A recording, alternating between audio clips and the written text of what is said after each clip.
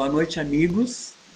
Nós estamos hoje, neste momento, agradecendo à Sociedade Espírita Vinha de Luz de Gravataí para uma nova oportunidade de estar com todos numa reflexão online, virtual. Então, nós agradecemos o convite e vamos hoje refletir sobre os conflitos familiares. Bem, nossa vida ela é feita de desafios e conflitos. E cada um de nós está diante de um núcleo familiar específico para a sua evolução, para a sua escala evolutiva, para o seu bojo de experiências necessárias para o seu crescimento espiritual. Diante, então, desse desafio que é viver numa nova encarnação, surge a necessidade de estabelecermos laços de afeto, de resgatarmos oportunidades onde se faz necessário amar mais, já que o objetivo da nossa existência está numa lei maior, amar a Deus sobre todas as coisas e ao próximo como a si mesmo. Então, diante desta caminhada, deste projeto que é nascer, morrer, renascer ainda e progredir sempre, tal é a lei, se estabelece então sempre oportunidades de crescimento e as maiores oportunidades se concentram na família, que é a primeira escola, o nosso núcleo familiar, que origina então a vida em sociedade, a vida profissional, a vida em fraternidade com todos aqueles que são nossos irmãos.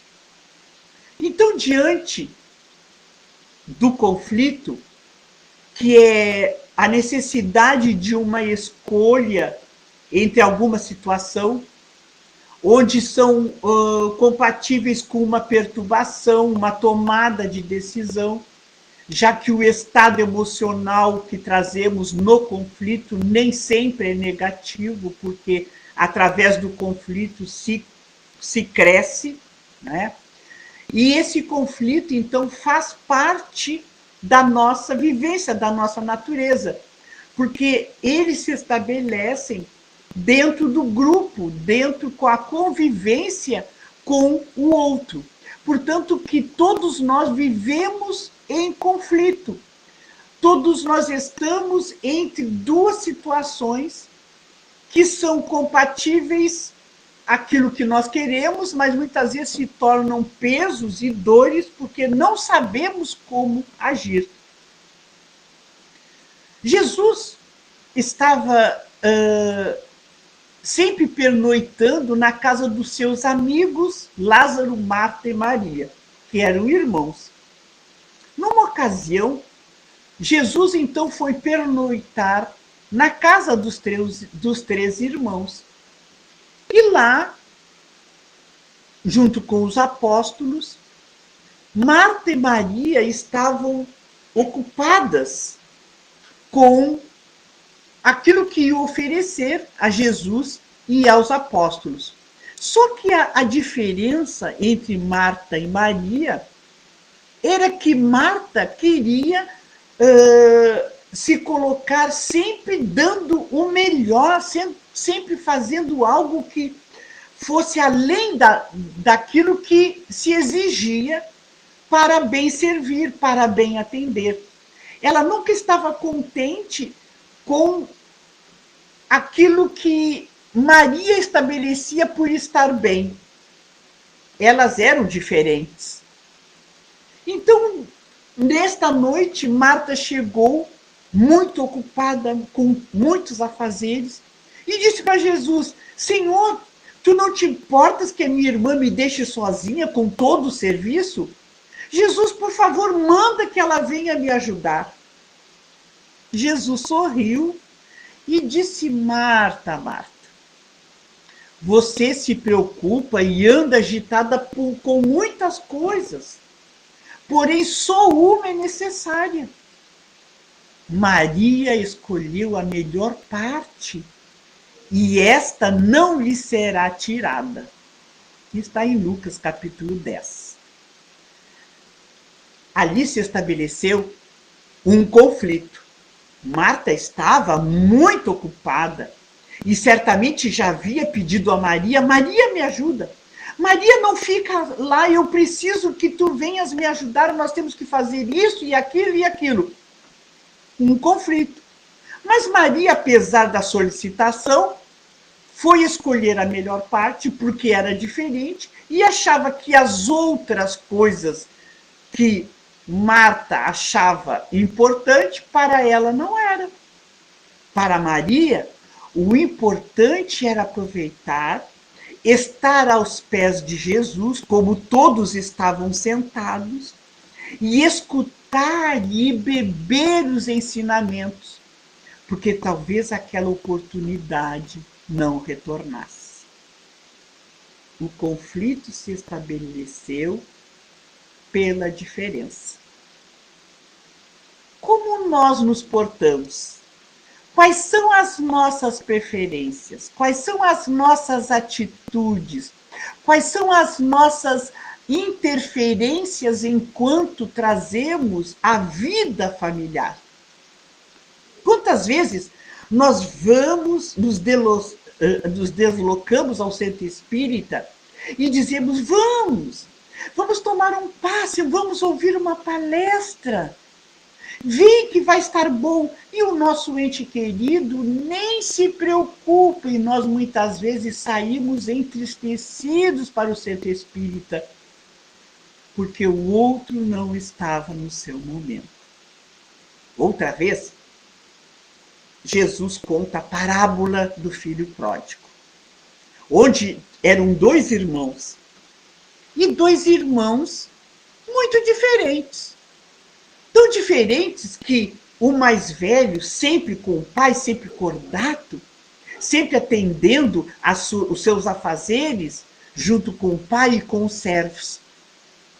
E o filho, que era mais moço, cheio de planos, chegou um dia e disse para o pai: Pai, eu não quero ficar aqui todo o tempo, desperdiçando a minha mocidade.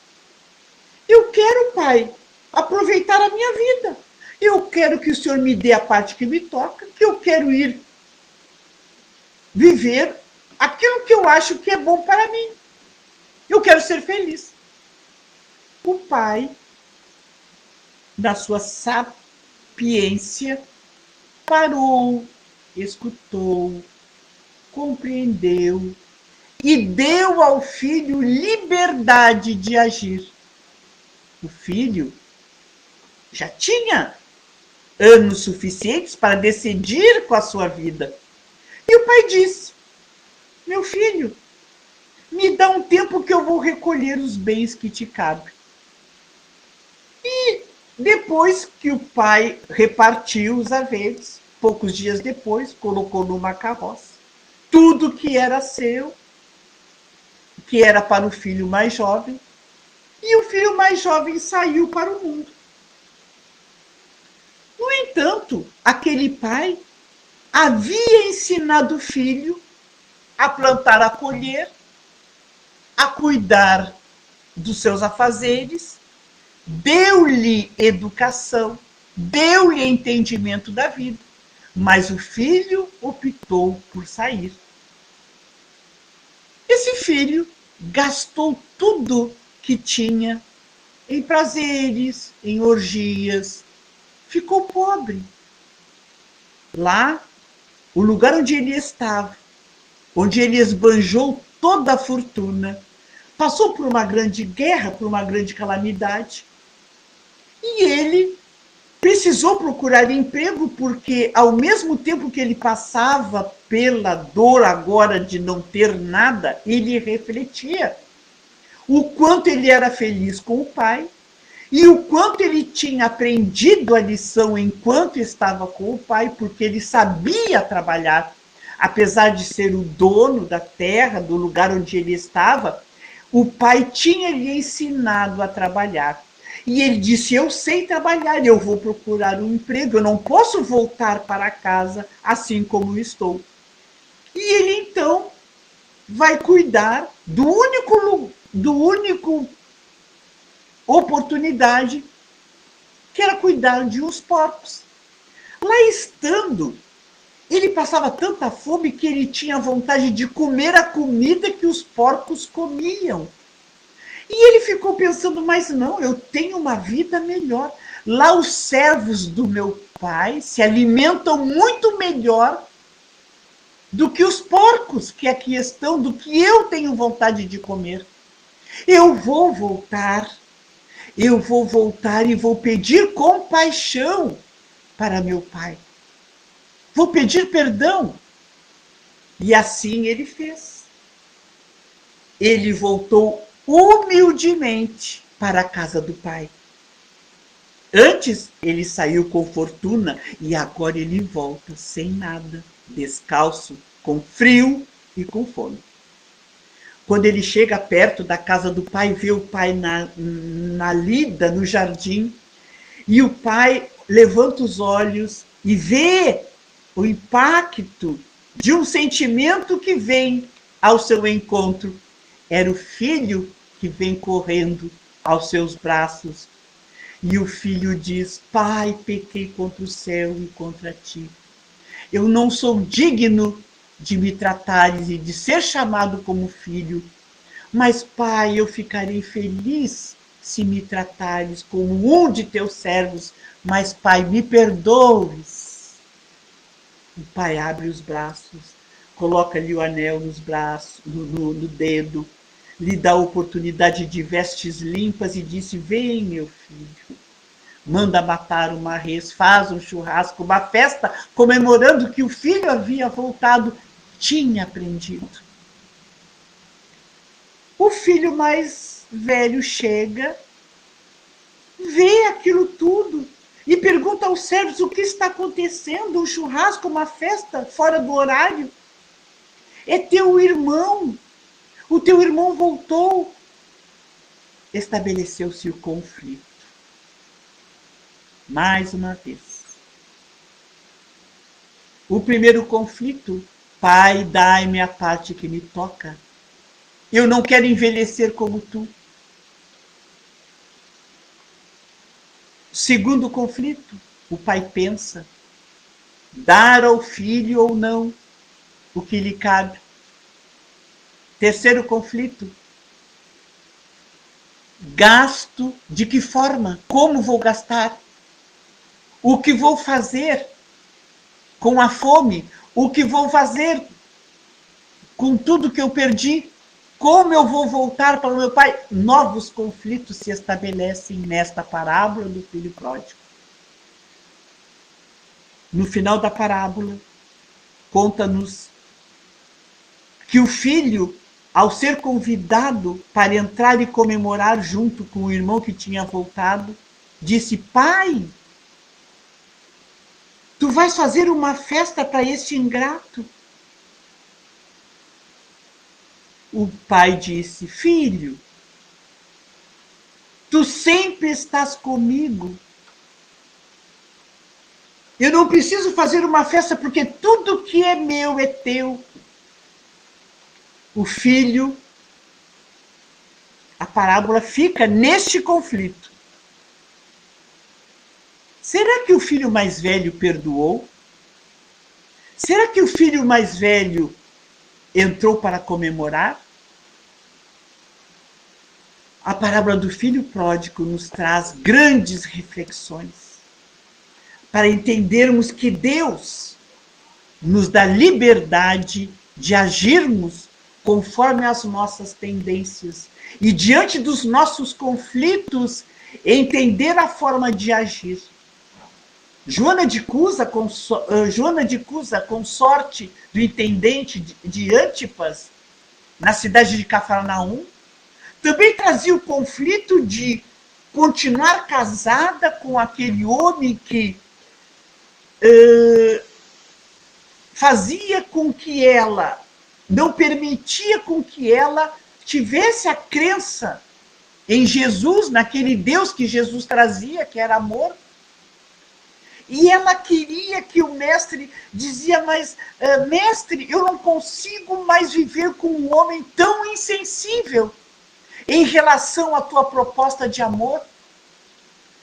Eu queria que o meu esposo tivesse a fé, professasse a fé que eu nutro com este Deus que tu nos mostra.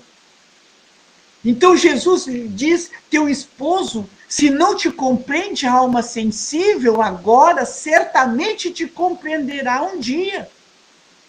Se ele é leviano e indiferente, ama-o mesmo assim, porque tu não te acharias ligada a ele se não houvesse uma razão justa para tal. Mas tu não achas que nós precisamos, que não é justa a minha proposta de fazer com que ele entenda de uma vez por todas a tua proposta de amor? O Cristo sorriu então e diz, quem terá mais facilidade ou maior dificuldade? Aquele que já nadou um grande lago na compreensão, no conhecimento com o Pai, ou aquele que se debate nas ondas da ignorância e da desolação? A sabedoria divina, ela não extermina as paixões, e o Pai não impõe a reforma aos seus filhos, esclarece-os no momento oportuno. Diante do conflito de Joana de Cusa, de deixar o esposo, porque ele não trazia no bojo da sua sensibilidade a compreensão que ela já trazia. Diante daquele conflito, o Mestre Jesus, ser fiel a Deus, ama o teu companheiro do mundo como se fora teu filho, e não percas tempo em discutir em que não seja razoável. Então eu trouxe 3 reflexões que Jesus nos traz para que possamos entender por que o nosso lar ainda ele é tão desafiador e tão cheio de conflito às nossas relações. Porque ainda no bojo da nossa convivência, nós somos tão diferentes.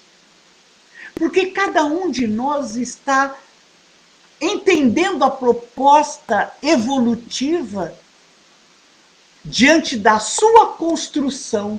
E a construção espiritual, cada um de faz no estágio evolutivo, no estágio de maturidade espiritual que cada um se encontra.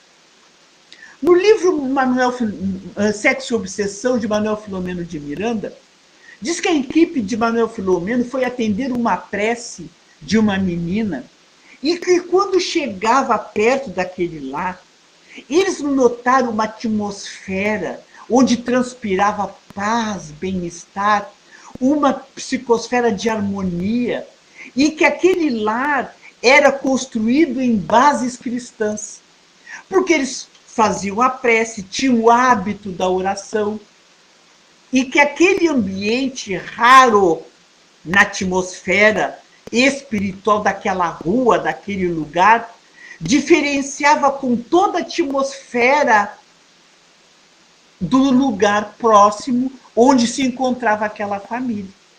Lá, o Manuel Filomeno de Miranda diz que lá existia a tolerância, que as pessoas não se irritavam e que todos entendiam, todos compreendiam e todos tinham paciência uns com os outros, com as limitações dos outros.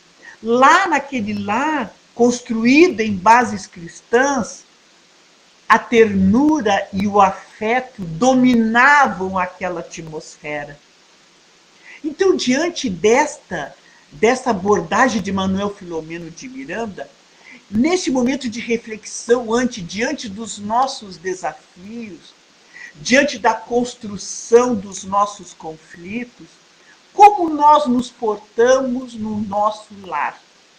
Quais são a proposta de convivência, de intransigência, de ansiedade, de cobranças, de raivas, de violências? Como nós nos portamos enquanto espíritos comprometidos, morando na mesma casa, no mesmo domicílio doméstico? Como é a educação que nós trazemos, o que a doutrina espírita já realizou em nós, enquanto individualidades, enquanto discernimento para distinguir aquilo que é certo e aquilo que é equivocado, aquilo que é valor que deve ser construído, o que nós já construímos em valores, entendendo que a vida terrena é passageira e que tudo aquilo que nós realizamos e que tudo aquilo que vem para a nossa vida de relação é para que nós corrijamos aquilo que deixamos de realizar no passado. Se nós amamos menos, investir naquele relacionamento. Se nós não temos paciência, tolerar o comportamento do outro. Se nós não somos capazes de nos colocar no lugar do outro ainda, entender que aquele ser querido precisa do mesmo afeto que eu anseio, precisa da mesma demonstração de carinho, de ternura que eu necessito. Se nós já entendemos que nós estamos num serviço de reparação e que esta reparação ela se faz em diferentes etapas e com diferentes graus de conflitos. Uns passam pela vida sem grandes conflitos, se amando, nos reencontros felizes, mas com outros já se torna desafios, onde a violência se estabelece, onde o sofrimento ainda é a psicoterapia da vida, onde nós precisamos entender que só através do sofrimento e da violência é que estamos resgatando as nossas possibilidades de crescimento. E se nós assim vivenciamos nos nossos lares todas essas dificuldades, esses conflitos, é porque há uma necessidade para tal.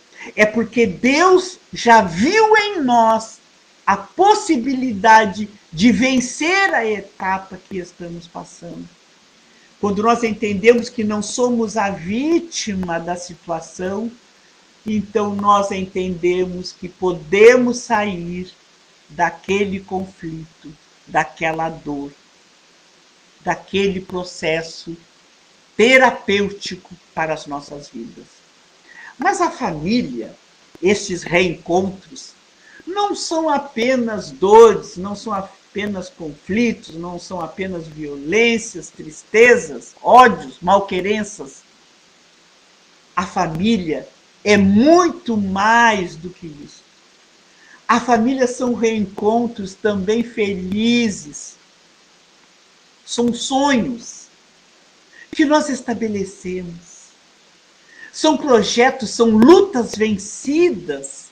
São tarefas onde nós nos unimos por amor para vencer, para construir. São sofrimentos, sim, mas são vencidos. São crises passageiras. São aspirações. São tradições morais elevadas. Isso está no livro Estudos Espíritas de Divaldo Franco e de Joana de Ângeles.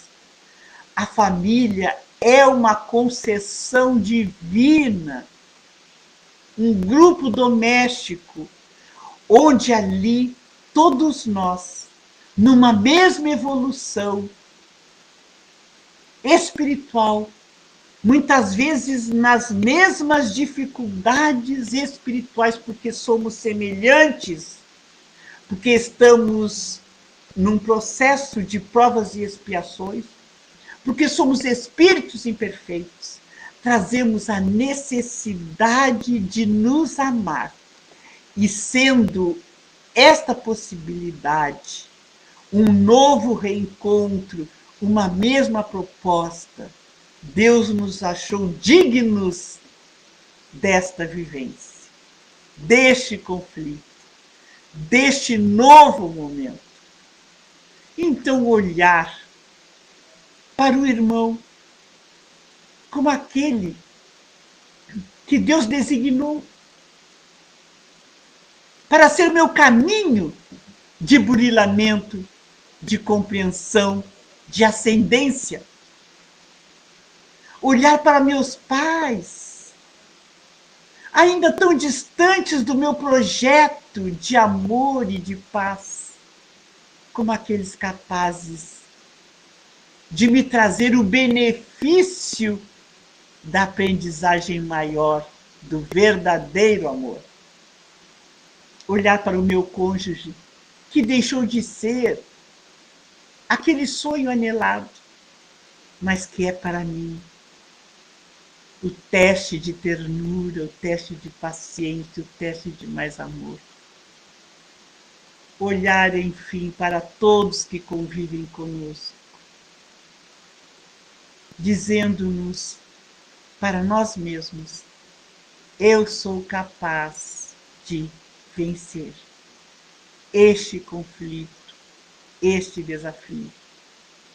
Obrigada, Deus, por tudo que nos dás, por esta caminhada, por este processo que dignifica as nossas almas. Obrigada, Deus, pela família, pelos laços que nos unem. Obrigada, Deus, por tudo que já construímos, por tudo que vencemos, por tudo que já conseguimos superar. E que, se mais conflitos vierem, que nós possamos certamente vivenciá-los com maturidade, que essa doutrina já nos deu,